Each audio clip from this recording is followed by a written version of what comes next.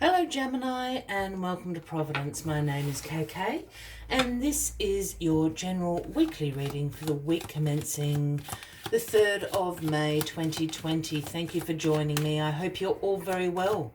Once again, this is for the Gemini collective, Sun, Moon, Rising, Venus signs, as well as cross watchers. Everybody is most welcome here. And as always, please be reminded that this is a general weekly reading and only to take what resonates with you, Gemini, and leave the rest for somebody else out there in the collective. And my goodness, what a way to start the weekly reading. The Tower. Please do not turn away. I know that people do not like seeing the Tower, but the Tower is actually a positive energy. Yes, the Tower can bring in a sudden change in your life, upheaval in your life, chaos can reign in your life all of a sudden. And it is a visually very dramatic card. We've got lightning bolts and fire and people jumping out of windows. But what the Tower is the universe has been asking you, pleading with you, screaming at you to change something in your life. For it is not part of your highest purpose. It is not what you are supposed to be doing, and this is the Tower. So the universe goes, right, I've had enough, and burns this Tower down. If you're not going to do it yourself, I'm going to do it for you. That's what the universe does. But what it reveals and what the universe wants you to know is it reveals your foundations, who you are, and how strong your foundations are to rebuild with your highest purpose in mind, what you're supposed to be doing, where you're supposed to be going, who you are supposed to be. It is essentially a card about revelation and awakening. And this is what's going to happen to you this week, Gemini. Big time. Bang smack in the middle of the reading.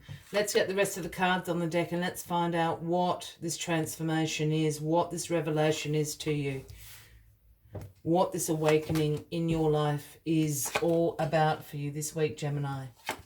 Don't be afraid of the Tower.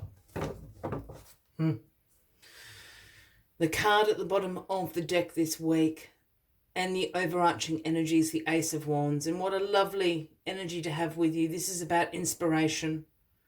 This is about new beginnings, which is what the Tower wants you to do. The Tower wants you to be awakened, have a revelation, be inspired, new beginnings, success, the power of creation and creating new beginnings for yourself. So the Ace of Wands is with you throughout the week, which is really lovely.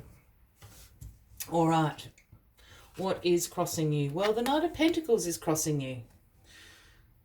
Now, this Knight of Pentacles is the slowest moving knight in the tarot.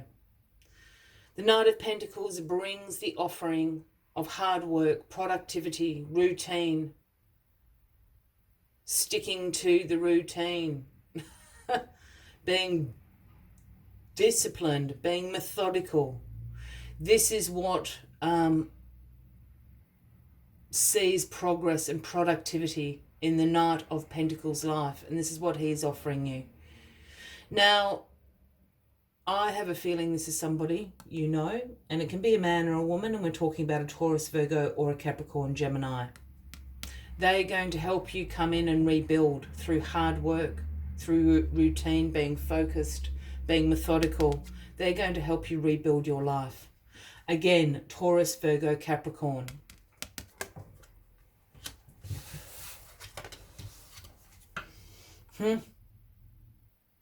In your past position, Gemini, we've got the Eight of Swords. Now, this is sometimes known as the analysis paralysis card. This is over-analyzing things. This is getting into a negative thought loop. This is putting your own self-imposed limitations and restrictions on yourself. As we can see here, the lady has imprisoned herself with the Eight of Swords. She's tied herself up. She's bound and blindfolded. But the funny thing about this card is there's a huge gap here. She can walk straight out. If she was to take that blindfold off, she'd be able to see it. And this speaks about the self-imposed limitations and restrictions that you're putting on yourself. You've got a little bit into the overanalyzing. Got a little bit into the negative thought loop in the recent past here. This is what's bringing on the Tower. You're not listening to the universe. You've gone all insular here. You've gone into, well, I can't do that. I'm not pretty enough. I'm not rich enough. I'm not good enough. I'm not smart enough. You've got into that thought loop. And we've all been there.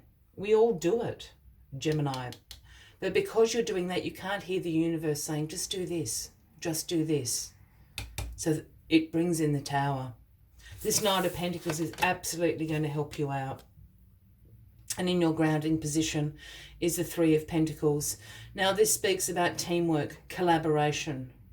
It speaks about learning from other people and implementing your own knowledge, your own skills into that team, into that collaboration. And I have a feeling this is absolutely directly in relation to this Knight of Pentacles. You are going to work with this Knight of Pentacles.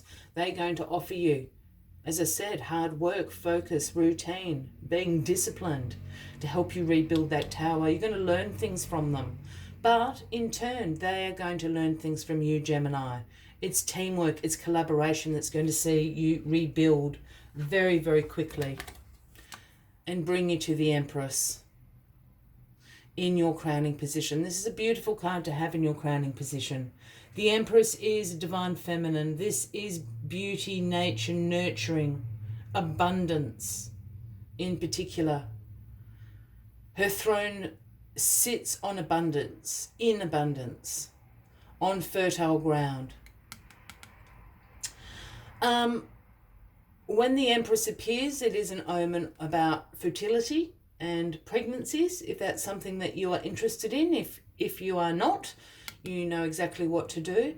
But the other way I also think about fertility is, as I said, her throne sits in these abundant grounds, this abundant environment around her, in the forest, in nature. So plant your seeds of intentions at the moment in the fertile ground that the Empress is offering you, because she will ensure that they grow into abundance for you. And this is what you're doing. You're rebuilding at the moment.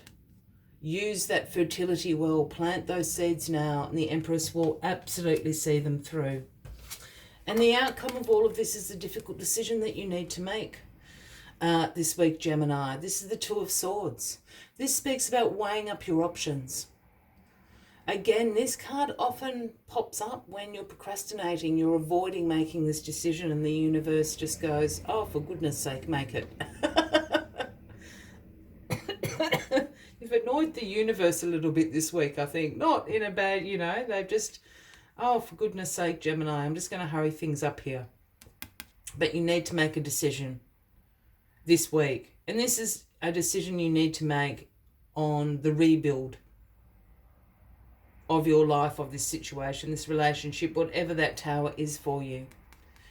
It's a decision that you need to make. I am always drawn, and I know before anyone writes and tells me this isn't a Cups card, I know that, but I'm always drawn to the water and the moon up the top there in this card. Because here we have the lady, she's blindfolded, she's got the swords of truth crossing her. Two truths she has to make a decision about. And the blindfold suggests to me to use your intuition. We have the water, intuition. We have the moon, intuition up there. Use your intuition to make this decision, because your intuition is never going to steer you in the wrong direction, Gemini.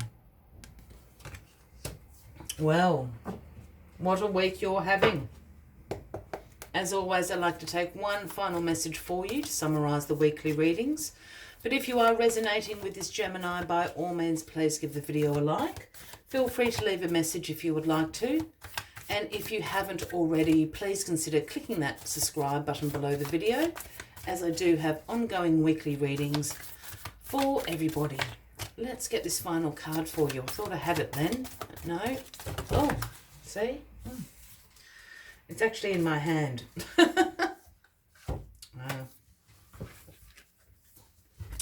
It is the number 64, and it is Wasp Spirit. And the message Wasp Spirit brings is sometimes life stings. And this is absolutely in relation to the Tower here, this card. Sometimes life stings. You don't want this upheaval. You don't want this chaos. Sometimes life stings because there's something better for you around the corner. That is the message of Wasp Spirit. But let's see what other messages Wasp Spirit has for you this week.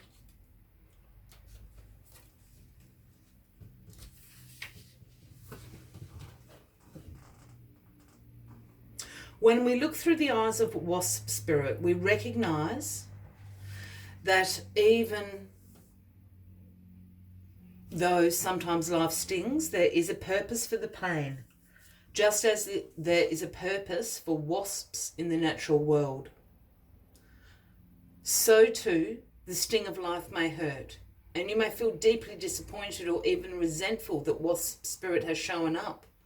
But you will soon come to see that the universe has something wonderful in store for you. You may well come to realize that being stung led to something far better than you had envisaged for yourself. Have you ever looked back and been glad that your prayers weren't answered because the path you took led to something far better?